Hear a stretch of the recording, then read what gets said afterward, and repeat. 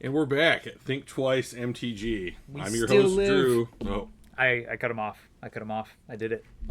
I'm your host, Drew. I already spoke, Yeah. so I introduced myself. You did? No, but I interrupted, so I'm just the interrupting guy. They know who I am by now. And that's Alan. Yep. So, and we are back. And we have Pro Tour reactions. Oh, yes. Before we start on that, Alan, would you be so kind, and we have not talked about anything prior Any to of the this. show. All we've talked about was you said, I would like to talk about the Pro Tour. And I Yes. said, sounds good. Yes. That is the extent of what we know about each Did you other's watch takes. any of it? I was going to make sure I gave this caveat before we talk about it. I have seen a couple of clips. Okay. But I did not sit down and watch a single one. I didn't know that the Pro Tour, modern Pro Tour, was happening until I was sitting at F&M the Friday that it was going on, and one of the players said, "Oh, hey, I was watching the Pro Tour earlier." I'm like, "Oh, that's happening today." Yeah, Okay. they haven't done a great job promoting Yeah. it. Before we dive into any details, could you maybe give our listening audience a summation of how I have felt about the Pro Tours? Strong dislike. Yes. Did it. 2 words. All right, that was- Well, no. So basically, from what I'm pulling up out of the recesses of my mind, dusty as those cabinets may be sometimes. On a weekend. Yeah. A lot of it revolves around, you don't like that it's kind of like you got to be in the club in order to like get in, and once you are, it's kind of like feels like the system is a little bit built to make you stay in the club and not let new people come in. And I know there's another thing you don't like is the Pro Tours have commonly been open deckless tournaments, and you are not a fan of that. You're like the surprise factor of what cards I might have is part of the strategy of the game. Correct. So As a very nice summation Yeah. off the cuff. I appreciate that. So, I want to, and if you've watched or listened to us in any respect, at times I have, shall we say, railed against sure, I certain think it would be accurate. policies or things that Wizards has done or has not done in the past. Okay. And I say all of this so that when I say my opinion, you'll know fully well where I'm coming from. Okay. This was, beyond the shadow of a doubt, the single best Pro Tour I have ever watched. Okay, interesting. I watched every single minute of Modern coverage, and it was all great. Okay, so you say it's the single best Pro Tour you've ever watched. Is that because of the production quality and the way they covered it? Oh, he's breaking out notes. Or is it because of the decks that were being played? I do have notes. Okay, fire. I'm going to read these, and maybe we could go through a couple. Sure. I also have my thoughts on the Pro Tour, so. Excellent. I loved the setup or the format that they have gone to for their coverage. Okay, you'll have to explain it, because since I didn't watch, I'd like to hear what that was. There were diverse decks. So here's what I mean when I say that. Most of the time when I watch a Pro Tour, I feel like it's 3 decks rotated between X number of teams. Okay. And then you see mirror matches and the same 2 matchups Yeah. the entire time. And it's typically the same types of decks with a new card from a new set or whatever that has been around for X number of Pro Tours prior to that. Yeah, especially when they're a standard Pro Tour that is extremely common. There were like no pros. Okay, interesting. There were a couple of pros. Yeah, or at least I'm sure there were many of them there, but maybe not. Maybe they weren't performing the best. Correct. So like there were, I got a notification. Look at College that. football's happening. So like I saw Gabriel Nassif on camera. Okay. Luis Silvato was on camera Yep. a couple of times. Fine. Okay. That's great. did they do the thing they've done in the past where they did like a featured drafter in one of the pods? Didn't watch any of the draft. Okay. Only the Modern coverage. Because I know they've all. I remember that like, oh, we're gonna follow LSV this draft, and you're gonna sit there and look over his shoulder and see everything he picks. Because I think like it's the only good way to like watch the draft happen. Well, it's so much easier to be like, Follow one guy rather than try to somehow cover what everybody in the pod is picking. Florida just beat Texas, so there goes another top 10 team. All right. It's been a lot of fun so far this week. The dominoes fall. Yes. There was no Team X talk at all. Okay, nice.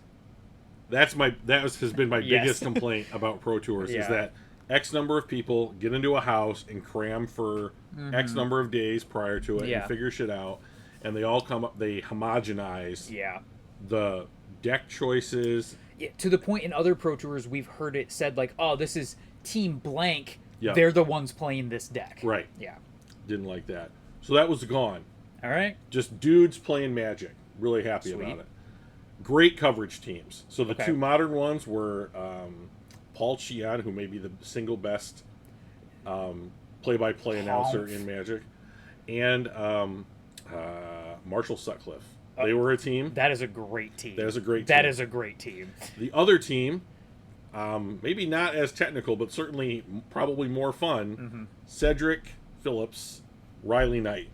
Oh, wow, that's a combo, too. So every single time that you watched the game of Modern, it was one of those two pairings, and it was fantastic. Wow. The whole time. That is very high, very high-quality teams. Yeah. So, on coverage, day one of Modern was the only time I saw Boros Energy the entire tournament. Okay. I have notes on it. My notes are picture form taken from a Frank Karsten article. So. Understood. Decks that I saw on camera multiple times: Simic Neoform. Yep. Blue-White Control. Yep. Eldrazi Ramp. Affinity. Esper Gorios. And the other thing that I thought was interesting about this format, this coverage, there was almost no bolts, no pushes. I saw the red 1-drop Delirium. Unholy Heat. I saw that get played at once. Yep. To take out a Quantum Riddler. And if there's ever a reason nowadays to play Unholy Heat, it's Quantum Riddler. Yep. Okay. It was great. I had so much fun. So, as I've mentioned, I have watched none of the Pro Tour. I've seen a couple of clips of this, that, or the other thing, most of which came from a video I watched that was like, hey, these are the things that people are saying Magic Pros cheated again. Let's go through and see, did they actually, or what's going on? Newsflash, they didn't. Most of the time it was like, yes, technically a rule was broken. Usually it's because somebody did something slightly unintentionally. Like one example was a Belcher player used Philology Archaeologist, picked up a card. I have a point that this made me be like, but and picked up a double face card that the land was already faced up, even though it's technically the backside of the card, that technically was a creature on the other side, so couldn't grab. But it's like the only one that isn't an instant or sorcery. So like, okay, we get the mistake. Right. Like, I understand that is the type of mistake that can be made. And many people are out there thinking, like, okay, these people, everybody who ever does something that they call cheating. And one thing I liked about this video, and I do not remember the YouTuber who did it, but I feel like they did a very good, clean job, is that cheating involves 3 different things. I saw the same video at random. And it's like that a rule has to be broken, you have to have gained advantage from it, and it has to be knowingly. You have to intentionally do it. Yeah, it has to be intentional. And that third piece is always the hard part. Yeah. Because whenever you gain an advantage you weren't supposed to get, a rule was broken. Right. Like, that is just always the case. Those first 2 are almost always going to go hand in hand. Of like, hey, a rule was broken, somebody got an advantage out of that. Because the rules were broken, and the rules are the guide rails that keep us in lane. Right? So like, okay, yep, you broke a rule, somebody probably got an advantage. Okay. The third part is hard to see. So I have 2 examples from F&M last night that are going to bring me to my overall point that will then circle back to the Pro Tour. Excellent. To go back to the Belcher point that I have to make here. So in one match, I'm playing against Blue-White Blink. I am on what I'm right now calling Grixis Kaido Control. Essentially, I'm still chasing the dream of like 2019 Reed Duke Legacy, playing Grixis Control. I'm just like Snapcaster Mage, interaction spells, counter that, Kolgon's Command. I have a fun Cold Guns Command story too. Oh, good. Like from FNM last night, it was great. So I'm playing Unholy Heat, Snapcaster Mages, Orcish Bowmasters, Kaido, that kind of stuff. I don't think anything would be too surprising in the deck. I'm playing against Blue White Blink. They, after sideboard, play an Elishnorn, the one that doubles their ETBs, gets rid of mine. And so we had a sequence where I'm trying to kill the Elishnorn, so I have an Unholy Heat in hand and a Snapcaster Mage and an Unholy Heat in the yard, and I have Delirium. And so just, even though the whole play is focused on the Elishnorn that says, hey, my stuff doesn't get ETB triggers, we both forget it for the whole sequence. Sure. So I Unholy Heat the Elishnorn, that resolves. Sorry, I had 2 Unholy Heats in my hand, so I have access to 3. Play the second one, that gets Force of Negation. In response, Snapcaster Mage, Unholy Heat out of the yard. And we go to start putting it all away. I'm like, okay, I have this many Unholy Heats here. One's going to go here. And he goes, oh, wait, I had Elishnorn. And I'm like, oh, God, you're right. Like, we both completely forgot the main point of this whole sequence, and we just played it out wrong and then fixed it. Yeah. Right? So everybody makes these kinds of mistakes. And then if you imagine it's a Pro Tour, it's some of the highest pressure Magic you can play, and you're playing for 3 straight days. Like, you're going to make mistakes. So don't witch hunt people for mistakes. Now, I have another match that yesterday. I'm obviously on the same deck. I'm playing against Affinity. I am playing against a player who sometimes comes to our local shop who has won an SCG event. You know who I'm talking about. Okay. Turn 1, they go like Bauble, Opal, Engineered Explosives, Yeah. Emery. Yeah. Okay, do stuff. Their next turn, it is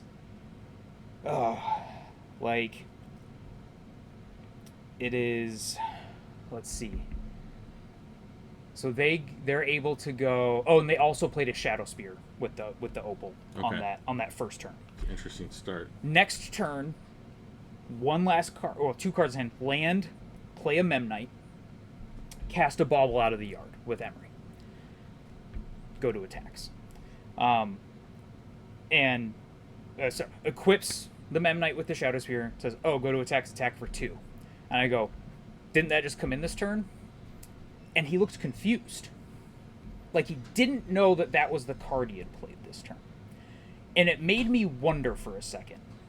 And not about this player in particular, because I've never had anything from this player that made me be like, you're trying to pass stuff over on people. Right. But he was literally like, huh? And I was like, well, your first turn you played this, right? And he's like, yeah. And I was like, so this turn was this thing, that out of the yard. And he's like, yeah, I guess.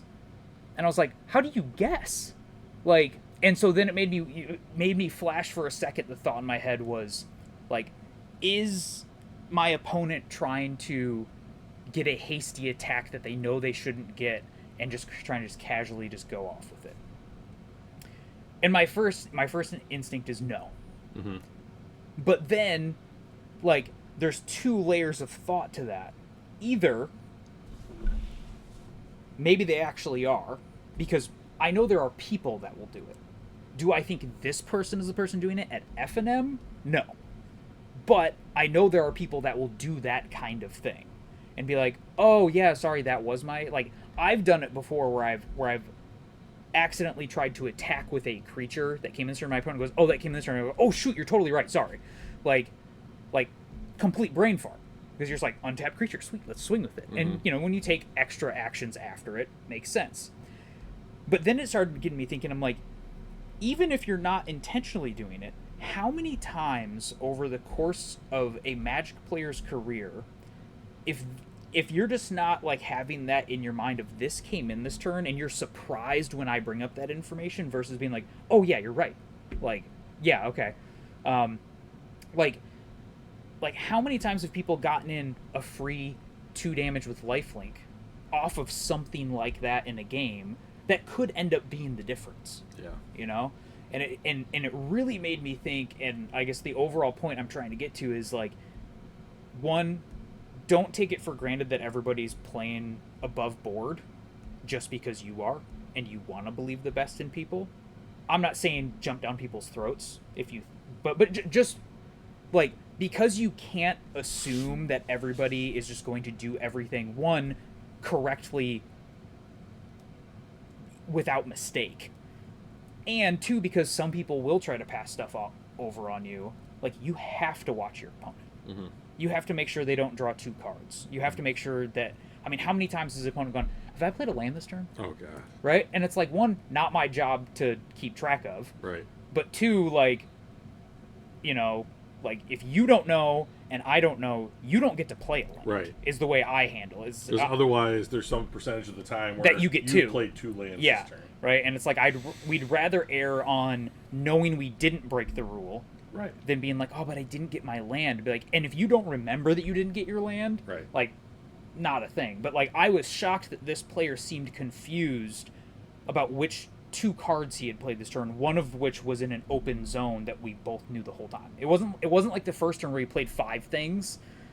It was you went action, action, swing. Yeah. Like, and you don't remember that was the one you played with? Like, huh? It kind of shocked me. So, but his board was, the only other creature on his board was Emery. And Emery was tapped to play the thing.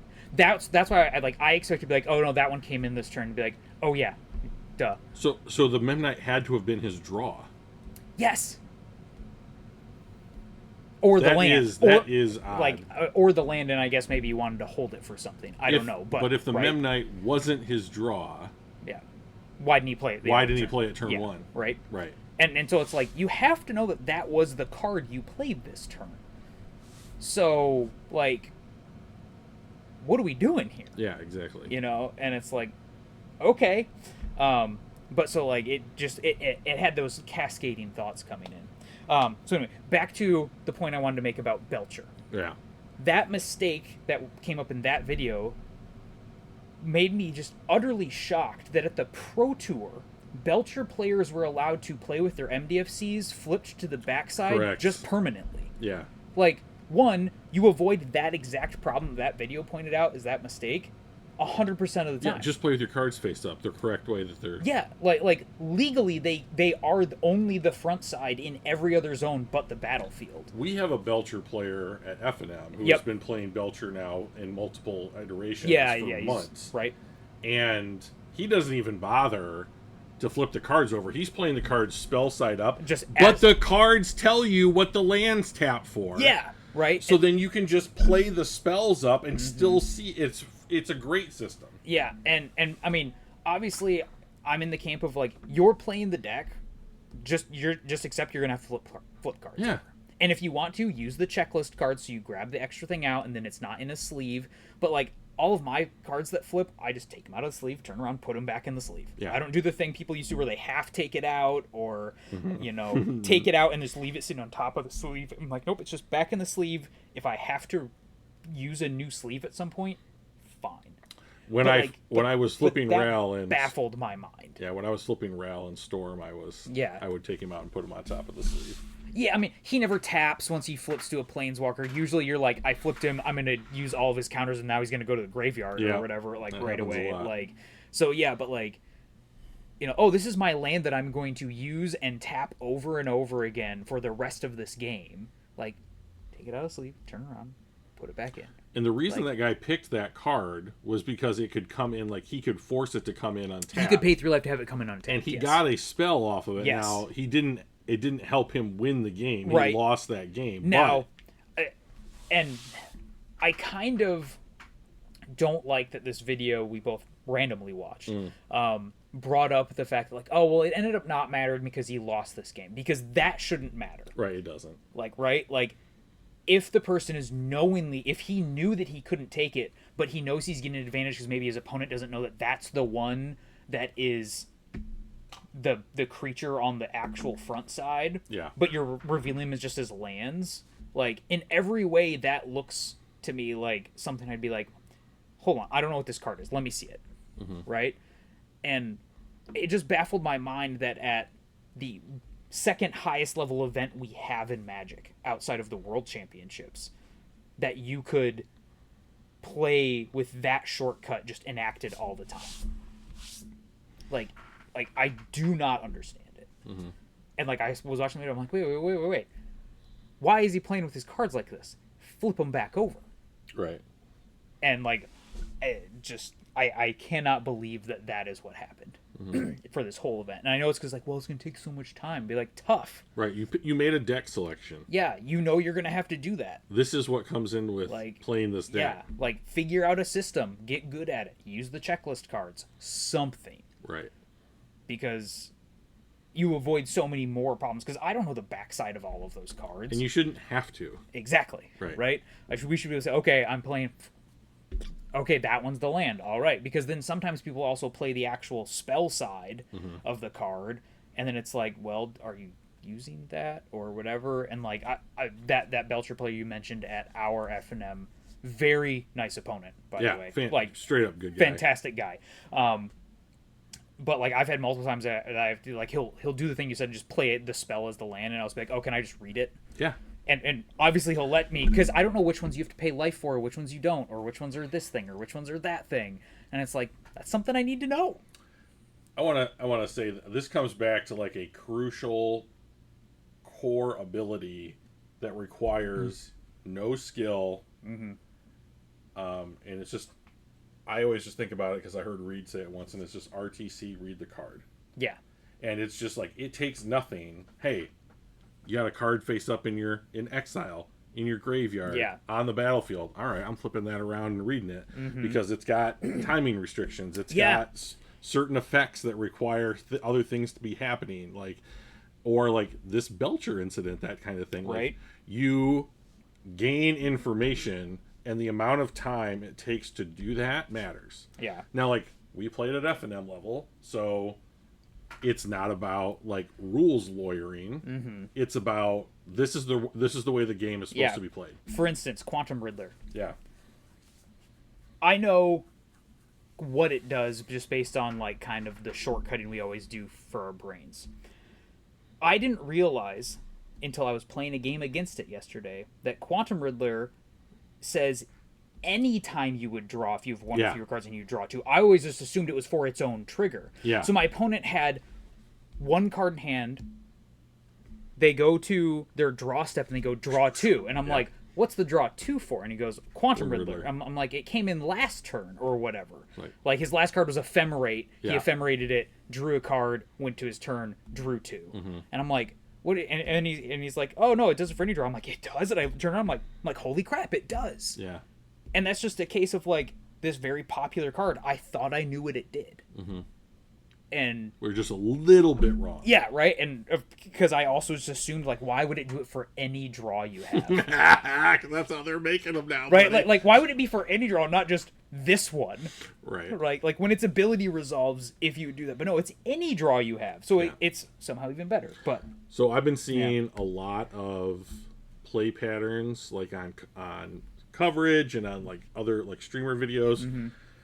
Turn 2 frog, turn 3 you're gonna warp a Riddler, you're gonna trigger on the stack, you're gonna discard a bunch, draw, so basically you're just getting rid of every card in your hand that's not relevant, and you're turning into the frog being giant, and then you're getting 2 cards draw 2 back. You can discard another one when the frog hits with the trigger on the stack, draw 2 more, and you just dig through that thing. Plus you also dealt like 8 damage to your opponent now. Frog's gonna get one when it hits, and how's it not gonna hit? So you're gonna end up drawing 5 new cards that turn between your regular draw plus all of this other, potentially 6 if you just discarded your whole hand. So, you know, like, right?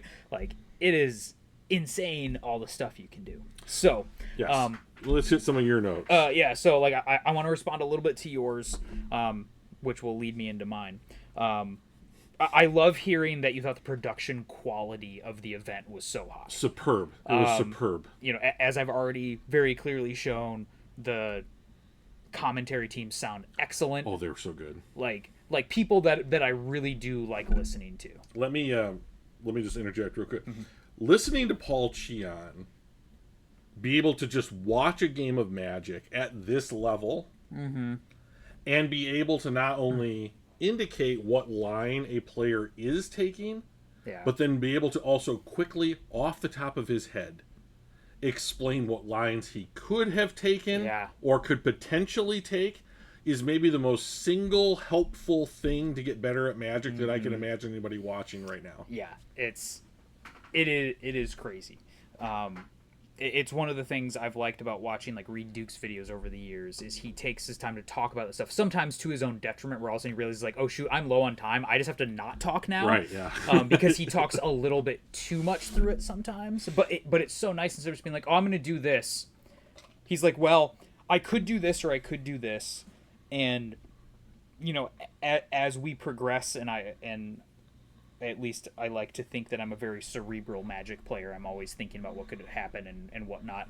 You know, I find myself doing like, okay, do I want to play this or this on this turn? Well, they're going to go to their second turn next. I'm worried about that card. I have the Spellseer in hand, so I have to hold up the blue mana. So no, I don't play the Preordain this turn. So instead, I'm just going to play the Surveil land instead of the Fetch land out of my hand because I'm only going to use the 1 mana this turn anyway. Okay, went through all of that, right? Mm-hmm. Obviously, you can think it through faster than you can say it. But yeah, like, that's the kind of stuff I want out of coverage. I've watched some other events in the more recent history, and it's instead of the commentary team doing something like that, like guiding you through not only what's literally happening on the board, but like what is going on between the two players, and like what they're thinking about.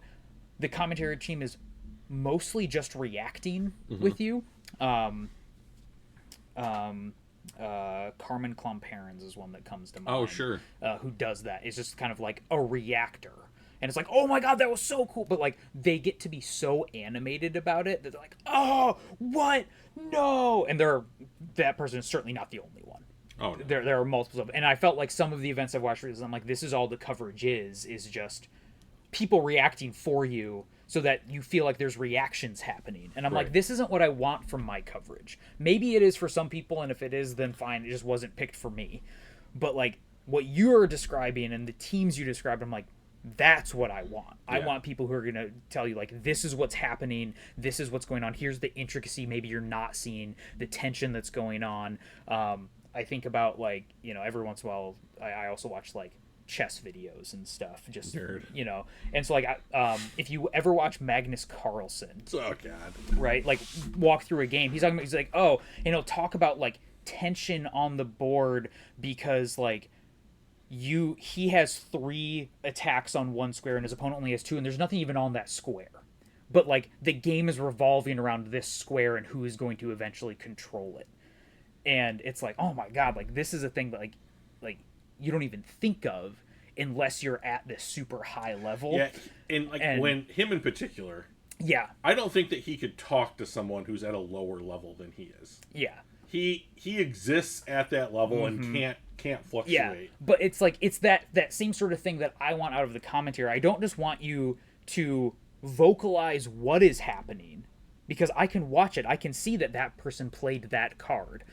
But I want you to talk about the things that maybe I don't know because I'm not a deck expert with that deck, or I don't know that this is even a possibility down the road, or that, like, you can tell that, well, what they're planning for here by making this play, which maybe seems a little bit less than optimal right now, is that they're hoping that in 3 turns they can make this thing happen, which is how they're gonna, like, work for a win. And they have to be thinking 3 turns ahead in order to know that that's the line. And it's like, oh, dang, okay. Like, now I feel that tension more, and I'm not just waiting and being like, oh, what happened? Oh, what happened? So, like, sounds great. When I looked at the results for this Pro Tour, I found myself disappointed. Oh, interesting. In what way? I feel like, and so first quote-unquote note that I have, Frank Carson, the mathematical man that he is, puts out a like metagame analysis article. And the first picture I have here is he took the records of only the modern portions and said, okay, here are the best performing modern decks, like individual decks, not archetypes, from the event. So every modern deck that went 8-4 or better across the 12 rounds of modern that were played. Belcher. Yep. Esper Blink. Okay. Azorius Control. Yeah. Amulet Titan. Yeah. Eldrazi Tron. Yeah. Jeskai Control. Izzet Affinity. Belcher again. Goryo's again. Titan again. Neoform. which I don't think I had mentioned yet on the list. Belcher again, Blink again. What that metagame screams to me. Now, with a caveat, this is a Pro Tour, and albeit, I believe, a small Pro Tour. I think I heard there were only like 300 players. Ooh, interesting. Which is a very small tournament in the scheme of tournament size that we can have. Like, GPs used to be like 1,000 to 1,500 people pretty regularly. Mm-hmm. So this is rather small. But what this says to me is that the pendulum of Modern has swung again back to what has been called battle cruiser magic. Interesting. What's that? That's where basically everybody has one big thing you're trying to do, and so you run out your big cruiser and just fire the massive cannons and hope that your cannons are bigger and better and in position. Yeah. Rather than interactive. You mentioned yourself, you didn't see bolts, you didn't see pushes, you barely saw unholy heats. We didn't see the gain value. It's, I get my value in one massive pile and it's too much for you to overcome. Mm-hmm. So what I see there is Blink and to a bigger extent Goryo's, because Goryo's really has just become the best part of the Blink deck shoved into the best part of the Goryo's deck. Because Goryo's has already run Ephemerate, and because it's the way you get around the downside of the Goryo's Vengeance of, oh, I only get my creature for one turn, well, you used to Ephemerate it, and now you have it forever. And with Atraxa, you now have looked at 20 cards deep, and you probably drew at least 6 of them, mm-hmm. right? And so, like, you're already playing Ephemerate, which is also the card that you abuse the most in Blink. So you take the best Blink stuff, Quantum Riddler, slap it in your deck, and you're like, now Ephemerate is doing double duty, and I just have massive ways to get big stuff into play for way cheaper than it should cost. Yep. And essentially, I look at this list, and no Boros Energy. Yep. Right? Every deck is doing something along that same line of how do I cheat my big thing into play and go off with it. Yeah. And that's just not the Modern that I find very fun. Oh, that's a shame. You know? Like, I like the more interactive, and this looks like you interact maybe once or twice at key points in the game, and then just like my big stupid thing did it. Yep. And I think it's healthy to have that kind of thing as one piece of the metagame pie. And if that is what the whole metagame is, I'm just like, ugh. Like, it disappoints me. You know, and I know that we've played Modern enough that this is always kind of a swing. It'll go really far to one end and then work its way back to the other, and then go really far to the other, and then it's kind of bounce back and forth, right? So it's not that I think any of these decks are bad. It's not that I think like, oh, this screams of an extremely unhealthy metagame. It's just one that I was disappointed to see. Well, I'll tell you the aspect of it that I enjoyed was that they're the top 8, at least of the Pro Tour, and like it holds pretty much close to those lines. There's like 4 or 5 different decks in there. Yeah, and 4 or 5 different decks, yes. But when I look at like as a macro, they're all trying to do the same essential strategy of how do I get my big thing into play for cheaper than it should be. Sure. And that's just like, to me, that's one way to play Magic. And I'm like, well, where's also the aggro deck, and where's also the like, right? So yes, multiple versions, but I feel like multiple versions of the same when you blur out the details, same goal. Yeah. And so I want to see decks with more goals clean played. Now, I don't think that any Pro Tour ever is a true indicator of what the actual metagame will work out to be. What do you think that is? Do you think it's MITGO, FNM, GP level, RCQ? I think you kind of have to look at it as like really a homogenization of all of the above, because you know, partially it depends on where you're gonna like where you're playing. If you're playing on MTGO, you know you are going to find the whole array of anything is possible. You might come up against 2017 Burn for all you know, yeah. Right? Like that is completely possible. You're gonna run into somebody who like accidentally queued into the Modern League with their Pioneer deck and is just trying to see if they can do it, you know, right? Or whatever. So I think there's that. I mean, the most common I guess, high level modern events are probably the MTGO challenges that happen, I don't know, handful of times a week or whatever.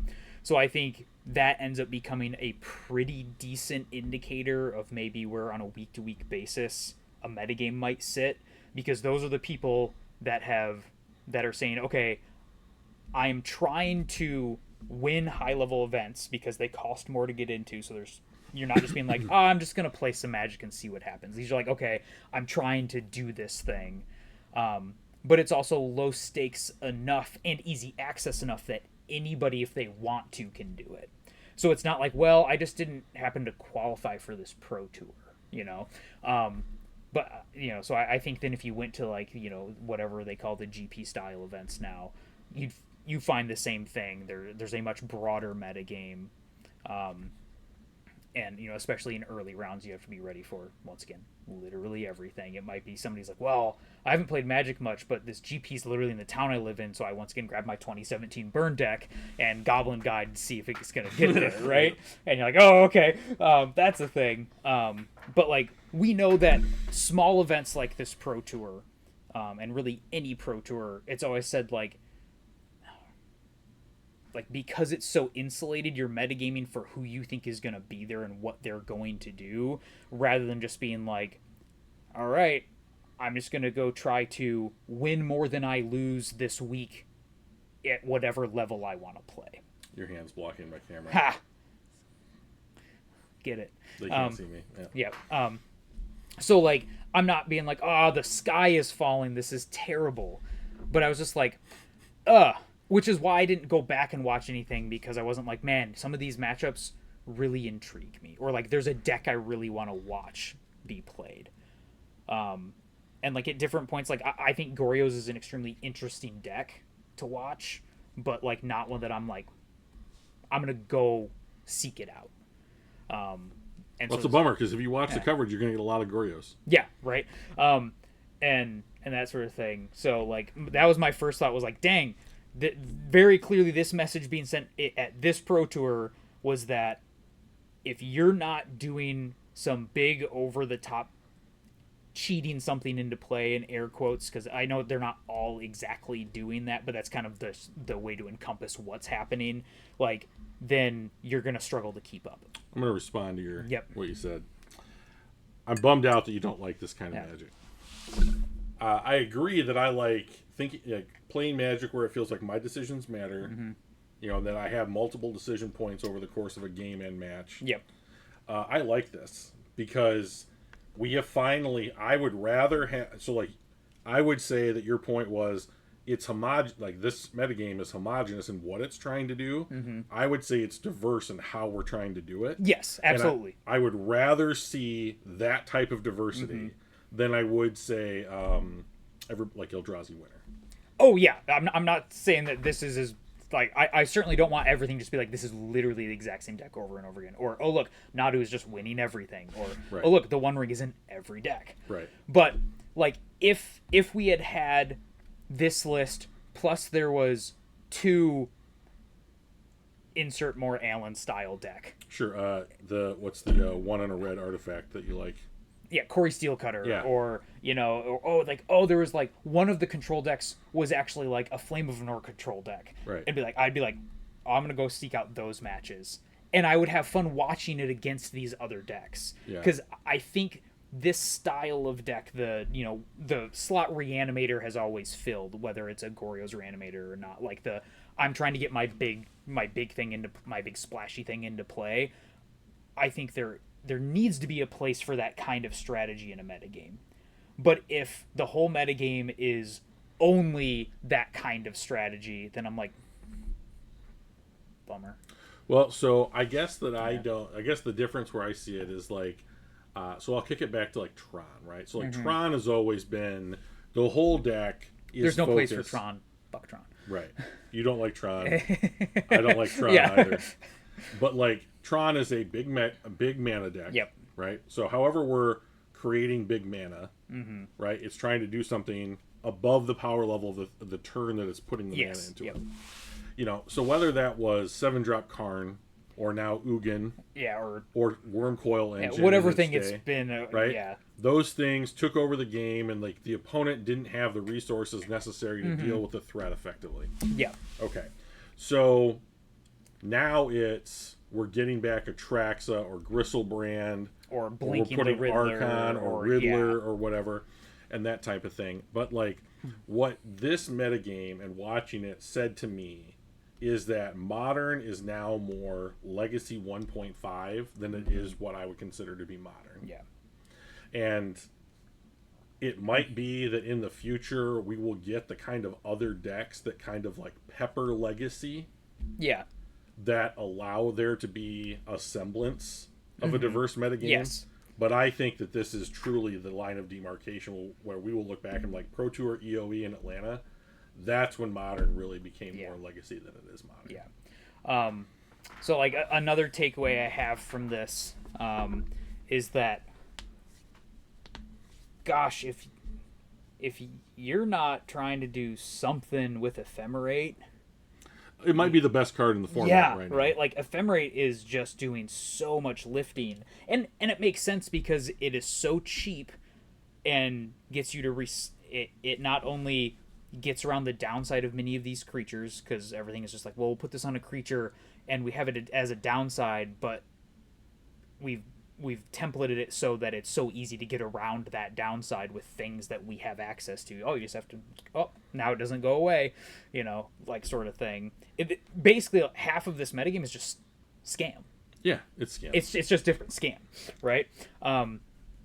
And so like, and so like, I was like, man, Ephemerate is one of the top dogs.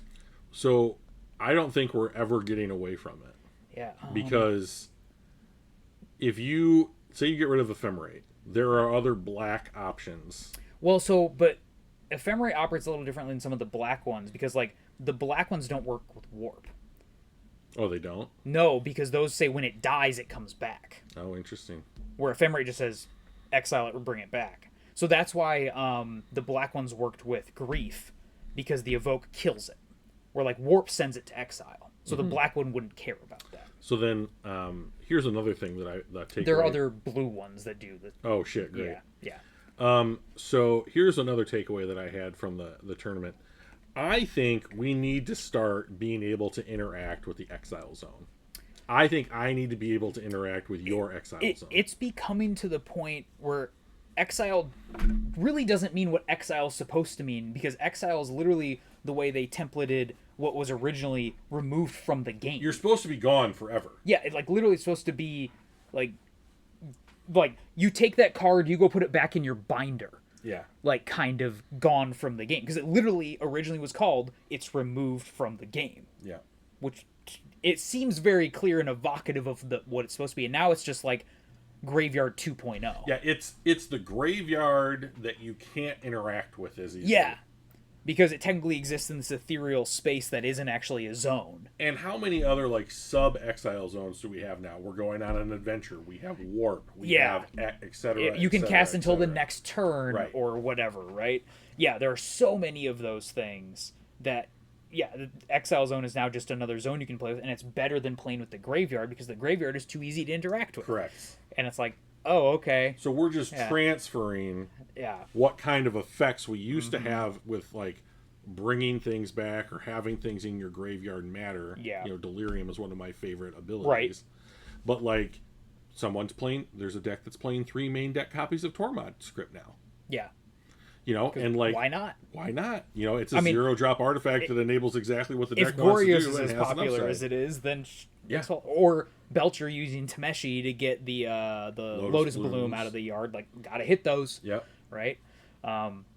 So like I'm not saying that this metagame is like, oh, this is so toxic and terrible. It's just not the metagame I want to see. And so I was just like, nah. Okay. If this is the case, then I feel like you're going to end up in a place where I was in the position I was in with Jun several years ago, where it's like, I'm going to need to have some kind of come to Jesus moment Yeah. Because the world has changed around me. Yeah. So if we're now living in Legacy Light, I'm just waiting for the Delver deck to appear. Oh, sure. Is basically what I'm waiting for. I just need a hero, and I'm holding out for that hero. Okay, Bonnie. Yeah. And so it's like I think he's out there. So like after this Pro Tour, I was like, okay, what am I going to play at F&M? I sat down and started building up what I'm right now calling Kaido Control. Mm-hmm. And it's Kaido, Bane of Nightmares, Snapcaster Mage, Bowmaster. So like I literally sat down and said, okay, here's the things that I think I need to be able to beat. Well, okay, Quantum Riddler is one. Quantum Riddler draws cards, has 6 toughness. I cannot be playing a combination of Bolt Push anymore. I have to play Unholy Heat. Okay, that one has to be there because it's the only one that can kill this thing. All right, okay, we're doing that. Well, also these decks are drawing a lot of cards. Not only Quantum Riddler draws a lot of cards, you then have, what's the Faithful Mending? Is that the blue-white? Yeah.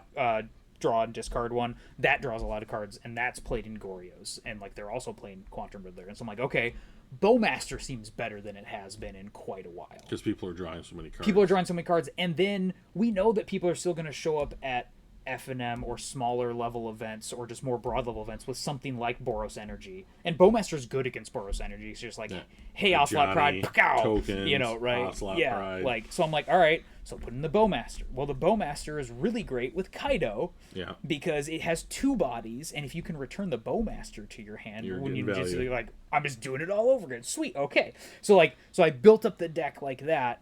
After playing it through one F&M, I'm making some tweaks, and it's like, all right, we're going again. So like, if nobody else is going to build the Delver for me, I'm going to build my own hero. Okay.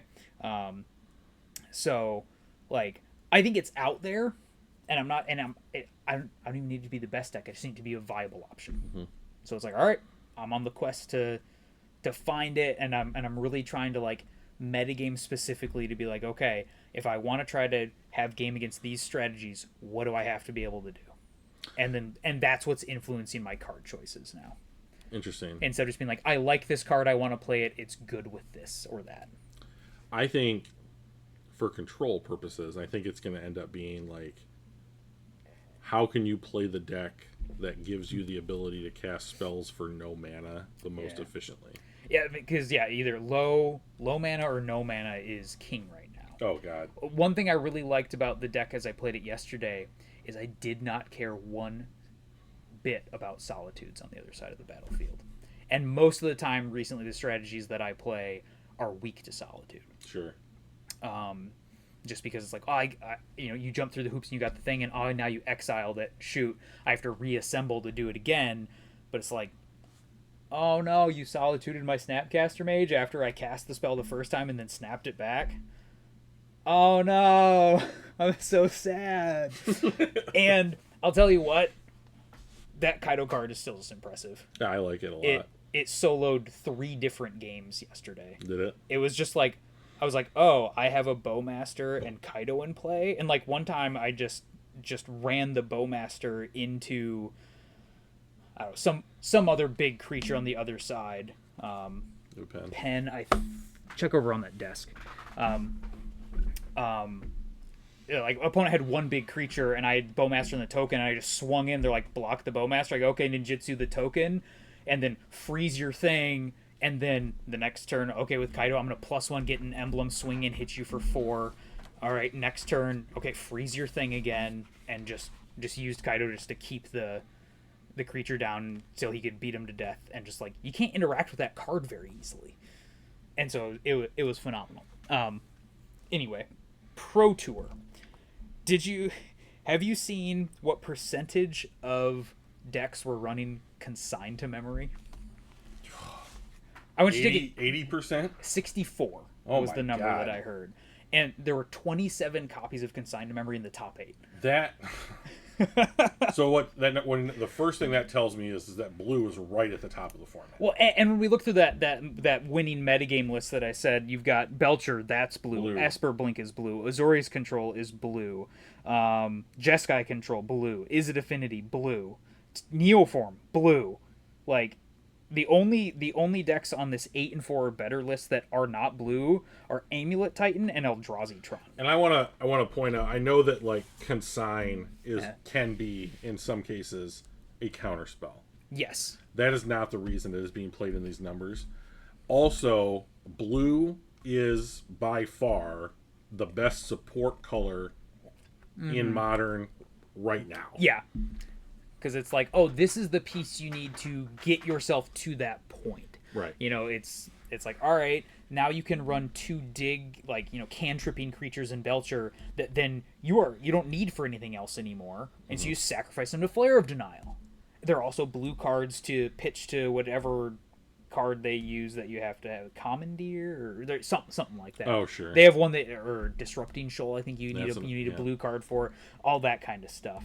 But so yeah, Consigned to Memory, all over the place. That was fun. I'm fine with that. So a couple of other things I saw from this article that I just wanted to highlight that I thought were, oh, this is interesting. Can you forward me that article? Yeah, I'll have to find it. It's just on Magic's like main thing. It's the Metagame Mentor one, yeah. I literally just took a couple screenshots. So another thing that Frank Karsten did in his number crunching, the top 2 performing archetypes, you know, when you take all pilots into consideration, so not just the top few, were Amulet Titan, 58% win rate, and Is It Prowess, 56% win rate. So there is an aggro deck out there. Yep.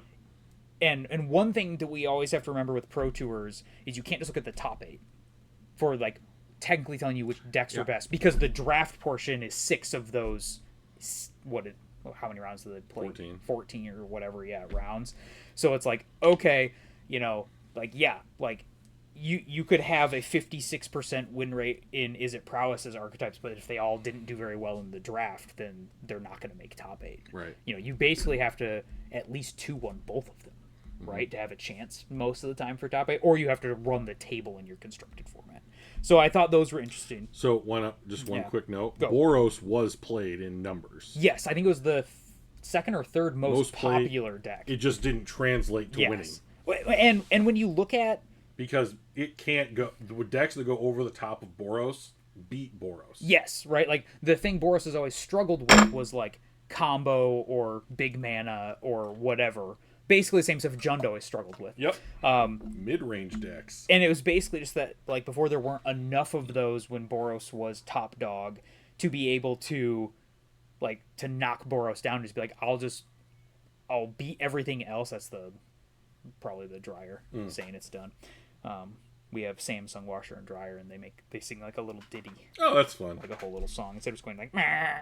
So, but so like, yeah, I look at this list of 8 and 4 better modern decks, and I'm like, yeah, Boros sucks into all of this. So there's that. Another point on the Amulet Titan, his little thing he did, he said that like there were actually like a strong difference between 2 different builds, and it was Amulet Titan builds that had Malevolent Rumble and those that didn't. Interesting. So Amulet's overall win rate was 58%. Okay, both things combined. Both versions. The ones with Rumble won at a 10% higher rate than ones without. And I thought that was interesting because I don't know if I've seen an Amulet deck with Rumble in it. Sure. Or if I did, I didn't realize it was like this defining thing. But like, I like Malevolent Rumble as a card. I think it's really cool. I think it's very powerful in kind of an unassuming way. And so I just think that's interesting. Like, dang, like 61% to 51%. Now, okay, the worst version of the deck was still 51% win rate. Oh, so sad. But like, I saw that and I was like, really? Mm-hmm. Okay, cool. Like, just as a fun note there. But so overall, those are the 3 screenshots that I thought were worthwhile to take there. And I think, honestly, my biggest takeaway so far from this Pro Tour is how the heck do they let you play the MDFCs with the wrong side face up just all the time at the highest level of the game? I don't get it. Like, I want to sit down with somebody and say, like, give me an argument that makes sense for that. I think it's interesting that we have in this Pro Tour 2 decks that are trying to do effectively the same thing, which is to put Atraxa or Gristlebrand into play. Mm-hmm. Now, I watched a number of Neoform matches. I've watched some of Young Dingo play it because he was testing it for the PT. So, and that deck seems like I'm going to put Gristlebrand into play, and then I'm going to beat you to death with it, and then I'll restock my hand along the way. Oh god, it has a lot of weird lines because it uses like a new Gulta. Oh yeah. That says when it enters, you can put any number of I think it's non-human creatures from your hand into play, and so like you put a bunch of stuff into play, and one of the lines is you put a second Gulta and a Disciple of Fraelis, the green MDFC from MH3. You put both of those into play. Simultaneous triggers. Yeah. So then you choose one Gulta to get rid of. So you get rid of one. Then you use the Disciples trigger to sack the other one, draw 12, gain 12, and then that one still has the trigger on the stack for put any number of non-humans into play. So you've just drawn 12 new cards. Then that resolves, you go, okay, whatever creatures I just had from that are in play, and then you just like keep doing these nonsense sort of things. Or they have a Xenagos that like lets like gives it haste and double strike and, or something. Yeah, like there's like something. I'm like, this is insane, the chain that this does. Because like I remember the original Neoform was only Gristlebrand, and it basically like had to was it Nourishing Shoal is the green one? Yeah, to gain a bunch of life. Yeah, so you'd pitch World Spine Worm to gain a bunch of life, draw cards, do it again, draw cards, get your library empty, and then win with one of those I care about my library being empty effects is how it used to win. Architects of Will or Thassa's Oracle or whatever is the way it originally ran. And now it's just like, oh, I'm just going to find a way just to put in a big fatty and find some way to use that as a winning strategy. And it's like, oh, this is so different than it used to be. I think this deck is just straight trash. I agree. I just hate it so much. And like, if there was ever some kid that came up to you who's like 15 years old and was like, once I go off and I hit my enormous fucking creature, that lets me put all these other enormous fucking creatures in the deck, I'd be like, you were done here. This is all just wasted space and bullshit that you put into your deck. Yeah, why do you need steps 3, 4, and 5? Right. When steps 3 wins you and 2 wins you the game. Yeah, you put a giant thing into play. You put a Gristlebrand into play. That's it. You have to worry about Solitude. You have to worry about Solitude. You have to worry about any counter spell. You have to worry about once Gristlebrand is on the table, you have to worry about Solitude. What else gets that thing off the battlefield? It flies, it gains life, it has this insane card draw effect. Right. But like, every time I've sat down against the deck, now guaranteed, I'm very likely not playing against people who play anywhere near as optimally as it can be. But I've never feared the deck. Because it's like, maybe it's partially because like, hey, it is made of the thinnest glass that they make. Like, it's like cotton candy level armor. Yeah, and also okay, in my defense, I also like religiously play decks with Thoughtseize and Counterspell. Yeah, which is just like, I can't every time something like, oh, you're playing Neoform today, and I go turn 1 Thoughtseize and they slump. How can they play against in a format with Force of Negation? Yeah, right? I just don't understand it at all. Yeah, and like, I think it's a sign if your sideboard has to start with 4 Veil of Summer. Oh, yeah. That's a sign to you that something is really wrong with my deck. Or why aren't they playing some kind of card like on 2 or whatever that's like your opponent can't cast spells on your turn? I wonder if they don't have access to it in the right color. Oh, something. We're playing in Modern. Well, and also like maybe it's just you don't have space in the deck because there's so much other stuff. Because they put so much candy in their grocery bag, you don't have any room for food. Well, because like because you often have to win the turn you go off because you're casting 2 different summoners packs. Yeah. So like you're not going to survive through your upkeep unless you somehow have multiple abilities to consign and pay and like do all this stuff through opponents interacting with it as well. I did like there was a play where a dude had blue up and he had negation and summoners on the stack at his upkeep, and he consigned both triggers off the one spell. Replicate. And I was like, ooh, that's sexy. Yeah, like that's a cool line that, okay, I'm gonna do this to get through it, but like, I think in order to have it so you don't have to have that play, they have to have the weird sequence of all the big dummies that, like, you just run out of space. I'm gonna look up Atraxa really quickly. You know, but yeah, so like, if you're trying to put something big like that into play, doesn't Goryo's just seem like the better option? Well, I mean, that's where I was going with this, is that, like, you have two decks that are like, let's put this big dumb piece of shit into play. Yeah. And it's like, one of them's way better than the other one, and it's not even close. Right. People who are playing Simic Neoform are doing it for two reasons. Number one, I think technically it can go off on turn 2 with greater frequency than Goryo's can. And it can win on turn 2, where Goryo's just kind of puts you behind so far you're not going to win on 2. It's a virtual win versus an actual win. Sure. Yeah. Sure. And then, like, it's like, I'm doing the thing. Look how fucking cool I am. I do think that's a percentage play on people who like Neoform. It's a Timmy choice for a spike environment. Okay. Atraxa does not have hexproof. Nope. Yep. If this is a big dumb monster, is going to be the format that, or battle cruiser, as you. Yep. Yeah. I'm going back to Shieldred's Edict. Yeah. Another thing that I like about Shieldred's Edict is it gets around Ephemerate. Yeah. Because that's the other thing that Ephemerate's doing. It's not only letting me keep my creature, it's not only doubling up my triggers, it's not only a cheat of my creature into play, or double removal in the case of Solitude, which these decks also play Solitude. Weird. Yeah, because I'm already playing Ephemerate and playing a bunch of white cards. But now it's also protect from your removal. Mm-hmm. And so then it's like, okay, like, yeah. And so Edict, like, well, you can't Ephemerate in response because I don't, okay, bounce your creature, still dies. Yeah. Like, you still have to sacrifice something at the end of it.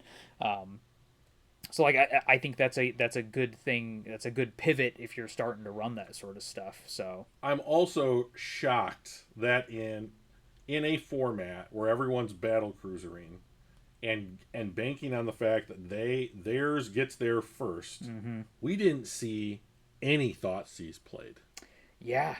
You know, like, I would think that if it's like, I need to do my big stupid thing before you do your big stupid thing, I'm going to go shock land into Thoughtseize, take away one of your key components that you can cast. Take away the Ephemerate. And then write down what your entire hand is. Yeah, take away the Ephemerate so your Riddler is just a draw one. Yeah. On turn 2. Be like, all right, that's fine. I can beat the worst cantrip in history. Like, fine. If then we're going to wait till turn 5 for you to be able to play it again, I'm on board. That's a reality that I can win in. Yeah, right? You know, especially since then I will have turns 2, 3, and 4 to do my big stupid thing. And I know that is a thing you're thinking about, so I can be prepared for it. Right. Like also, totally cool. So here's my, I guess, is that mitigated by the fact that this is open deck list?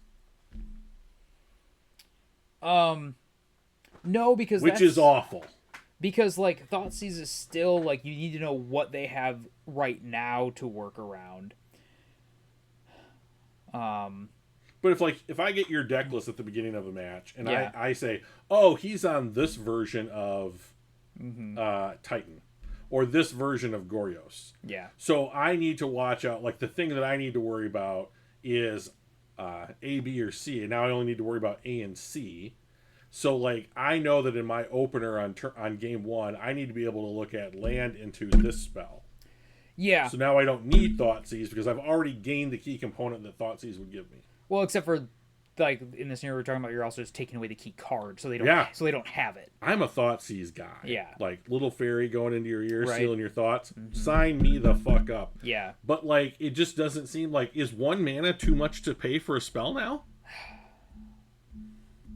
Because if we're living in a world where Thoughtseize, Push, and Bolt are not going to be in, like, the overwhelming majority of decks, if we're down to ETB for this elemental cycle, and then being able to just, like, draw and bring them back from the graveyard and pay the cost again and exile this, like, are we in an age where, like, it's 0 mana or nothing?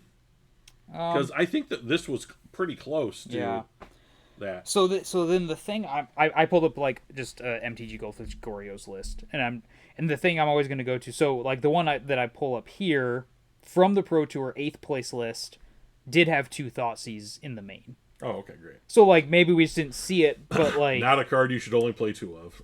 But yeah, like the thing then I wonder is like, okay, is it just once again space? Because you've got 4 Frog, 4 Riddler, 4 Solitude, 4 Atraxa, 1 Gristlebrand.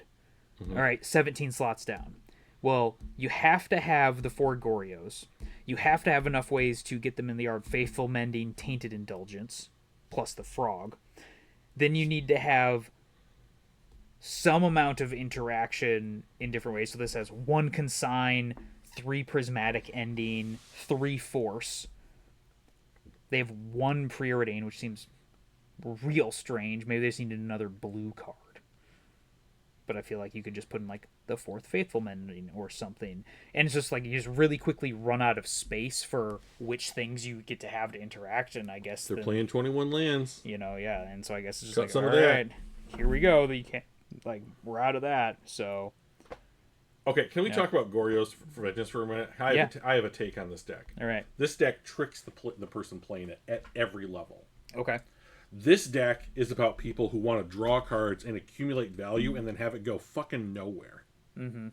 I beat one of our, a person at our F&M on Esper Goryo's Blink whatever deck. Yeah. And it was like, oh, okay, you're drawing all these cards. And he was down to like 8 cards in his library. Yeah. And I'm sitting here with 20 cards. I mean, like, I'd looked at a shit ton of cards. Mm-hmm. I'm sitting here with like 30 cards left in my library, you know, and or whatever. And I can't remember exactly what I did, but I was basically like, you haven't drawn what you need to win the game. And like, yeah, you know, like, I'll figure out a way to, I mean, I'm going to save every Solitude for every Atraxa. You go and have your 50 life, and I'll win by you not being able to draw cards. Yeah, right. And like, so like, the deck has always felt a little weird to me because it, you know, we talk all the time about like rule of 8 and needing to have like redundancy in your effects, and this is like there are 4 Gorios, that's it. Mm-hmm. So yes, they've kind of double it up with Ephemerate working as a way to cheat in Riddler, but like you can't Gorios the Riddler.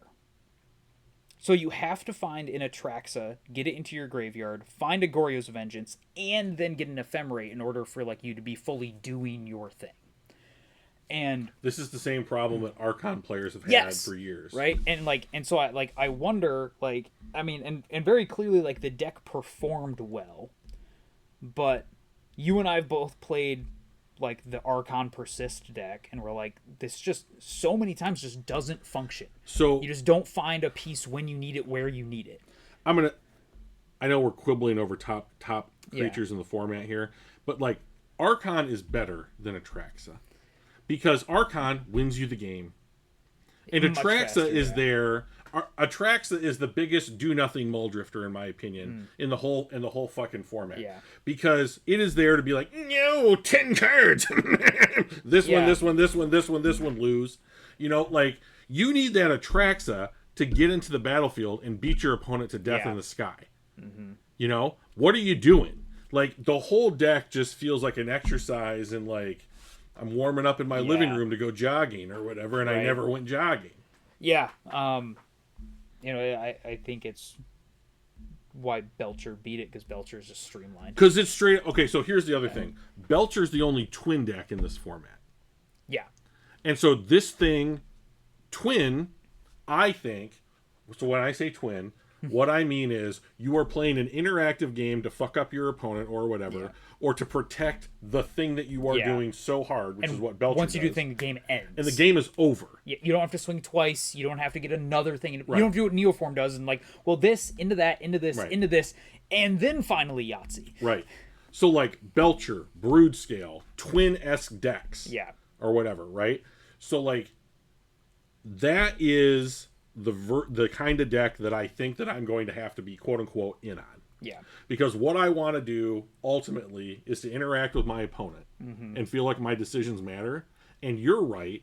in the sense that you can't give your opponents a bunch of time to sit around and do whatever the hell they're trying to do, and not be able to stop them. They're going to play Quantum Murder and draw cards and draw into more cards and eventually find the things they need, and you have to stop them all over again. Yeah, and like there are versions of the Brood Scale deck that play that is it Sowing Myco Spawn? Is that the name of the card? Yeah, where it's like in this format in particular, no one plays basic lands. Yeah. No one's playing them. There's one or two in a list or whatever. Yeah. You could draw one or mill over one or whatever. And you don't have, I mean, like, I saw the Titan player get absolutely snot-nosed beaten down because his opponent played Ghost Quarters. And he would come in and the untap trigger would go on the stack from their thing. And just kill it. Kill it. Yeah, I've done that to him with, I was playing Yawgmoth when I played against a Titan opponent one time, and I had a Fulminator Mage underneath the Cauldron, and I just had a slew of just a nonsense, crappy creatures, and was like, counter on this one, yeah, your untap trigger on the stack, kill it. Yeah. And he's like, yep. And this card, Ice Till Explorer. Is that the 4 mana you can play lands out of your graveyard? 4 mana, 2/4. Gives you additional land drops, lets you play lands extra land drop whenever a land enters, you mill a card, and then you can play lands from your graveyard. And it's got landfall. Yeah, whenever a land hits, you mill a card, yeah. So, like, that card, it's always weird to me what kind of effects end up pushing something forward to make it, like, really good. Yeah. Like, if you had said, hey, we're going to come out with a double-pipped 4-drop that's a 2/4...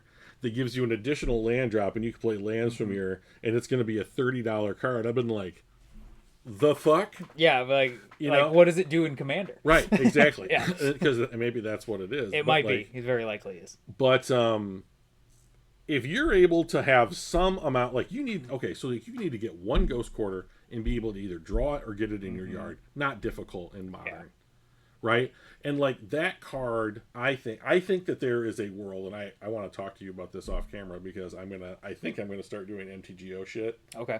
And I just want to take ideas and not like come up with, I used to like try and create new things. Yeah. Now what I want to do is take a thing and explore different iterations of it to see if we're still doing the thing that's right, or we just got stuck in a play pattern. Yeah. And we're just iterating like on the play pattern. Right. Maybe we need to expand our color base or card selection or whatever. Yeah. But like, I wonder if there is like a Brood Scale list needs 2 cards to twin, right? Twin needs 2 cards to twin. Yeah. You know, so it's like I can build whatever most interactive or being able to stop what like your battle cruiser lists are trying to do deck with 52 cards in it, and I can put in my twin combo. Just play twin. Or just play twin. Like, just play literal twin. Which, by the way, is not played in Modern. No. Right? No. So way too much. But like, I really enjoyed this Pro Tour. Like watching the blue-red affinity lists do some of the first option things that it can do is truly exciting. Yeah. Well, I'll tell you, when I played against Blue Red Affinity yesterday, I got absolutely steamrolled by Plan A twice. Yeah. It was just like, oh, I'm going to make 1,000 things on the early turns and then just cap a Cannoneer and you're dead. So I think that... So this, we've talked about this idea before as well. What are we on time, by the way? Hour 15. So, I think a deck like this affinity list, which I also want to say, in case certain people who play the list are watching, exists solely because Mox Opal is in this format. Yeah. Okay. Having said that, Mox Opal enabling the existence of this deck as a foundational key piece. If this deck exists, and it did pretty well. Yeah. And other people are able, so the number one problem is it's super expensive and there's super high barrier to entry because of the price, right? Yeah, like Mox Opals alone, to get the playset of Mox Opals is still what, $600? Yeah, somewhere in that range. 660, I think. Yeah. If they're like 140 a piece. Yeah. Yeah. So like 560, I can do math. Yeah. I do think it's interesting that like those lists not really playing Mox Amber. Well, yeah, because they've gone away from Tameo plus Emery. Right. Because Pinnacle Emissary makes artifacts more efficiently than the turn 1 spits them out for free every turn. Yeah. Yeah. I think it's going to force people even harder towards Solitude. Yeah. Because now what's going to happen is you're going to have to go Pinnacle Emissary, and on your turn 0, when they put their first 0-drop artifact on the stat, you're going to have to Solitude the Pinnacle Emissary. Yeah. Otherwise, they get 4 of them. And you just lose. And then you lose. Because you can either die to the fact that eventually they'll find a Kappa Cannoneer with all their Thought Cast effects. Yeah. Or the 4 flyers they put into play on turn 1 are just going to beat you to death in the air. Yeah, right. That's just a really fast clock. Right? So you probably have to play one of like a Pyroclasm. Yeah. And like by the time that you're able to play Pyroclasm, you've taken 4 in the air. Yeah. That's why you play Fire Magic. 1 mana, 1 damage to everything. So got them, and then they just rebuild. Speed. Yeah. Because somehow it doesn't matter, because then they play Urza Saga and they start making constructs, and then the other those thing, things are 7/7s real fast. This was interesting to me that I didn't, and maybe it's just a timing issue, but this is a blue-red deck. They had access to both Blood Moon and the Merfolk. Yeah, the Harbinger of the Seas. Yeah. Yep. I'm just gonna call it Merfolk Magus, or Magus Merfolk. That's better. But like Magus alliteration. But I didn't see anybody getting to 2 counters on Urza Saga and then playing a Blood Moon effect to keep it on and just having it crank out. I think it's just like those tokens. In the world we're talking about, battle cruiser stuff, it's just too slow. Is it really? So if every turn you get to make 1, by the time you get extra out of what you would have normally been able to get out of Urza Saga, you're sitting on your 5th turn. Mm-hmm. Because you also had to skip on the turn you got to play the Blood Moon. Right. So it's like, well, yeah, like, do I even really have, like, and so if I'm sitting there and trying to make progressively bigger constructs every turn, I feel like you got to be able to make them faster for it to be like, this is the scary thing. Because that is the way you win a grindy matchup. Not a, I've executed my go over the top of you matchup. Because these decks aren't trying to grind through each other. They're trying to put Atraxa into play, get 8,000 cards in their hand, hit you for 7 Ephemerate to get 8,000 more cards, and now there's a 14-point life swing, and I'm threatening to do it again. And it's like, okay, I'll take the hit for 7 from your construct. Cool, it's cute that you're going to make another one. I'm going to hit you for 7 again. Mm-hmm. Oh, and maybe I also just happened to rebound my Ephemerate if I needed more cards, or in the 8 cards I drew last turn, I found the next thing to do, and so you don't have 3, 4, 5 turns to go.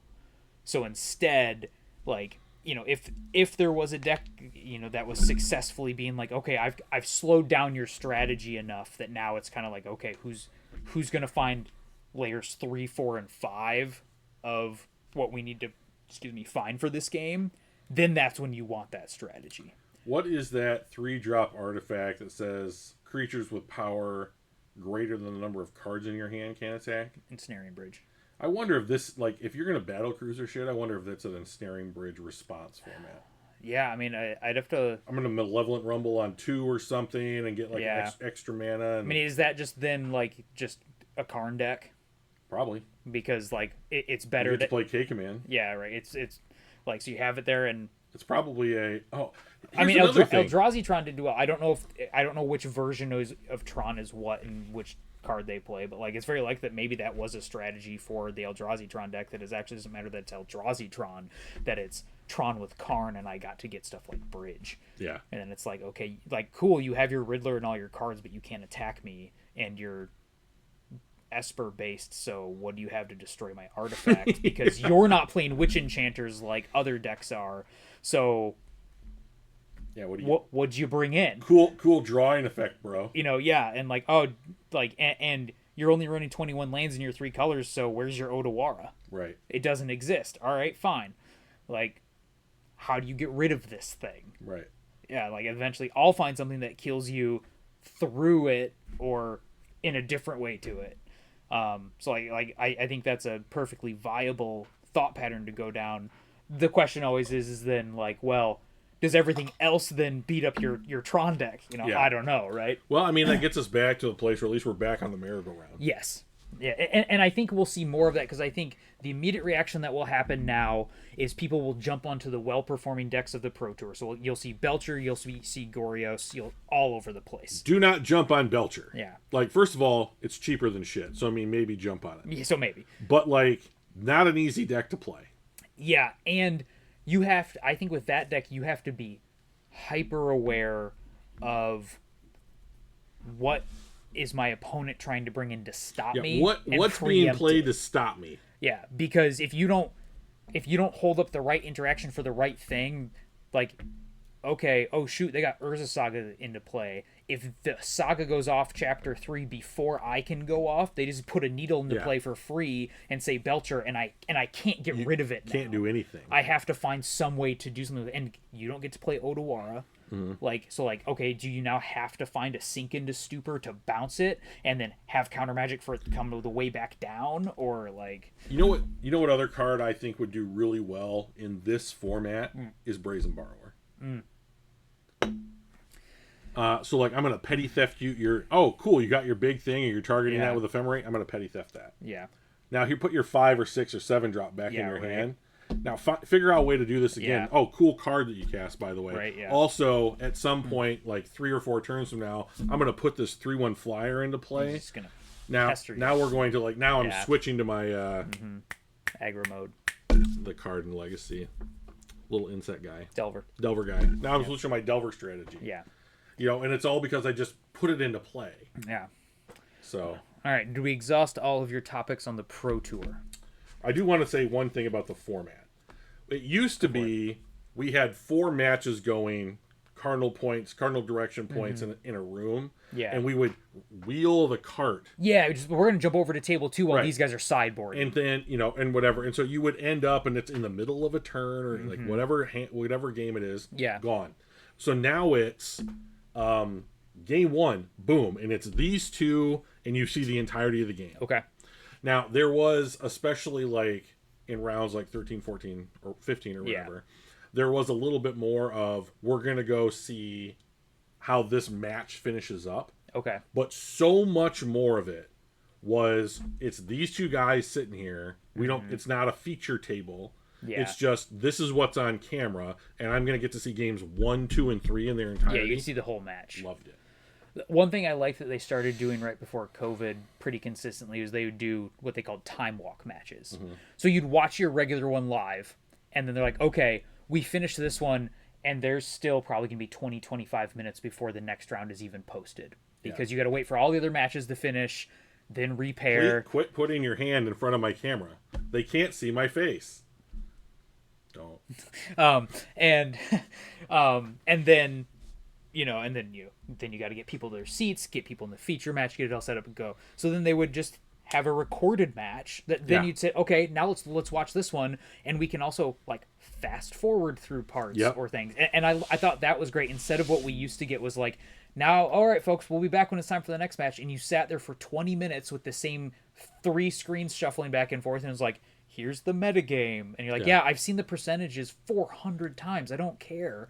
Because they figured out they were losing people in all the downtime, and so they were doing that.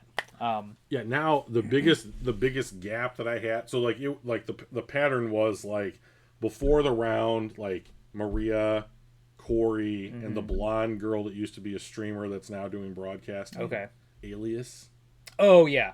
Something maybe. Yeah. I don't know her actual name. Alias V. I'm gonna blank on her name right now. Anyway, she does a real good job. Yeah. And like they'll talk about like, this is what we have coming up, or like, and then they'll talk to Corey about like, what's the matchup going to be, and like they have their little fun thing, and that team is really good at what it does. Yeah.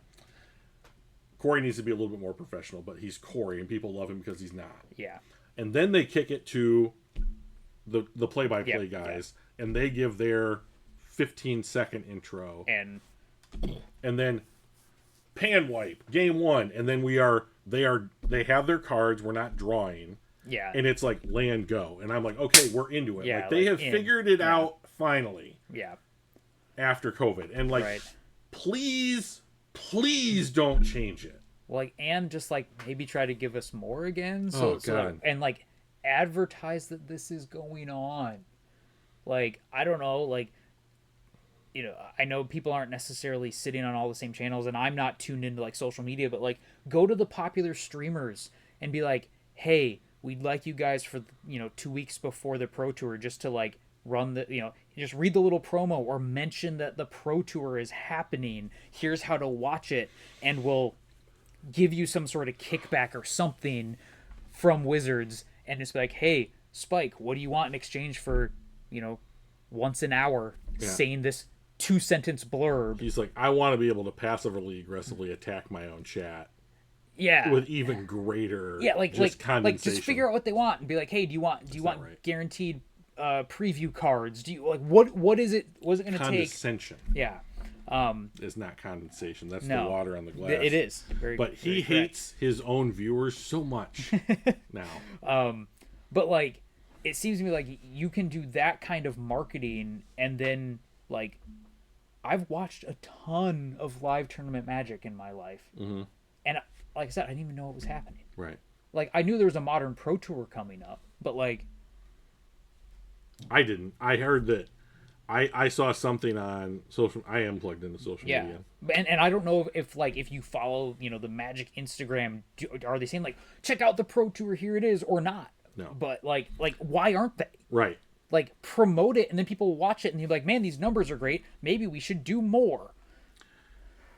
I do think that their priorities have been like, oh, let's push the 9th set that we have coming out this year, as opposed to like 7 standard you sets should next watch year. 7.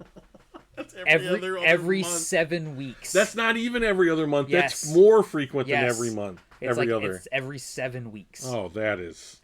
A set comes out. It must work. Otherwise, they wouldn't do it, right? I guess. I don't know. But if they were losing money, they wouldn't do it.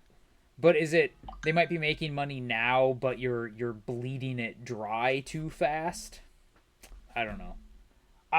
No matter what, I feel like it's too many, simply for the fact of like, I don't even know what cards are out in a set, and then all of a sudden it's like, like right now, the next set that's coming out is Avatar, correct? December? Whatever. I think. Sure. Avatar's a set that's going to come out soon. Yeah. And we've gotten a handful of cards from it. That's fine. It hasn't even been the next set. We just had the Spider-Man set release. But this weekend, we got a bunch of cards from Lorwyn, which comes out, is the first set next year coming out. And I'm like, why don't you give us more Avatar cards? Hang on. I want to look up the, like, world champion. Oh, the elf. Have you seen that thing? I read it once. Hang on. Yeah.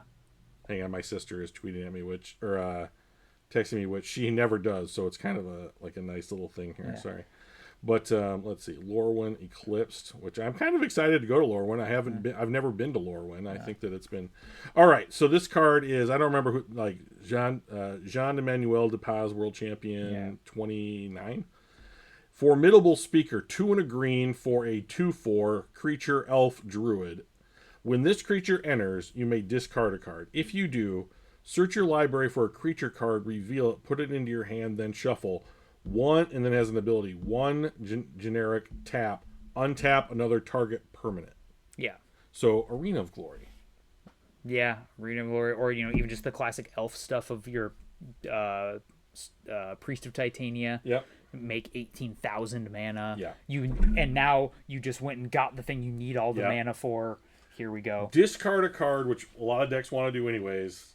Yeah. To wish a creature out of your deck is awesome. Yeah, that's sweet. My last thing I want to talk about is my cool Kolaghan's Command story. All right, good. From yesterday. Hit me with it. So this will end because it's going to feel good for everybody, because everybody loves a good Kolaghan's Command snap. People talk about it in the streets. Okay. So I'm playing against some sort of Tron deck. Okay, great. I think it's like a terrible matchup for Kolaghan's Command. The Sowing Micah Spawn ramp. Oh, sure. Eldrazi ramp, but with Tron Jared? stuff. No, somebody. I don't know if I've seen them before or not. But anyway, so we're into a game. Game 1 ended. I was at 1 life. He was at 2, and I clawed my way back and won that game. So I felt good about that. So game 2, we get to a point where my opponent plays his last card in his turn, passes to me. I go to my turn, play a land, and I'm looking at my hand. And I have in my hand 3 relevant cards I'm going to talk about. Kolaghan's Command, Snapcaster Mage, Kolaghan's Command. In my yard is another Snapcaster Mage. So I'm like, okay, pass your turn, I'm going to stop you in your draw step. Kolaghan's Command, return my Snapcaster Mage, have you discard a card. He has nothing. He's like, oh, okay, go. All right, go to my turn, play another land. Pass, I'm going to stop you in your draw step. All right, Snapcaster Mage, Kolaghan's Command. You discard, you deal 2 to you. Okay, yep. All right, go to my turn, swing for 2. Pass, I'm going to stop you in your draw step. Kolaghan's Command, have you discard, deal 2 to you. Yep, okay. No card, again. All right, swing for 2 more. All right, pass, I'm going to stop you in your draw step. And he's like, okay. I'm like, Snapcaster Mage, Kolaghan's Command, discard, deal 2 to you. All right. And then, like, it was just, this sequence was just, like, 4 turns in a row my opponent got to do nothing. And I was just like, this is what it is. To the battlefield each time. And just, like, shock you, get rid of the card you just drew. And the one turn he drew a, one time he had a response to discarding a card, and it was Kozilek's Command, the inferior K command, if you will, in my heart. In our hearts? Yeah. Then yeah. Yeah. The usurper K command, if you will. Agreed. And I was like, I'm gonna force education it. I was like, sorry, dude, I have everything. Real great sport about it. He wasn't getting salty at all, unlike the other guy who gets real salty just anytime he's in the room. But I was like, oh, I got to do the K command thing. I just get to be like, no, you don't get the card, and then just get to snap it back, and then do it again. And I was just like, just the fact that every turn I just kept on being like, I'm gonna stop you in your draw step, and he's like, okay. I'm like, I'm sorry. It's Tron, so you know they're getting some amazing answer. Yeah, it's like card. some just massive swing the game in my favor. I'm just like, discard it, please. And so, you know, I ended up going, like, went from like 14 to dead, and never got to play a card, and like all he's looking at is my Snapcaster Mages. That's awesome. Yeah, it was fantastic. That's a fun story. Felt good. All right.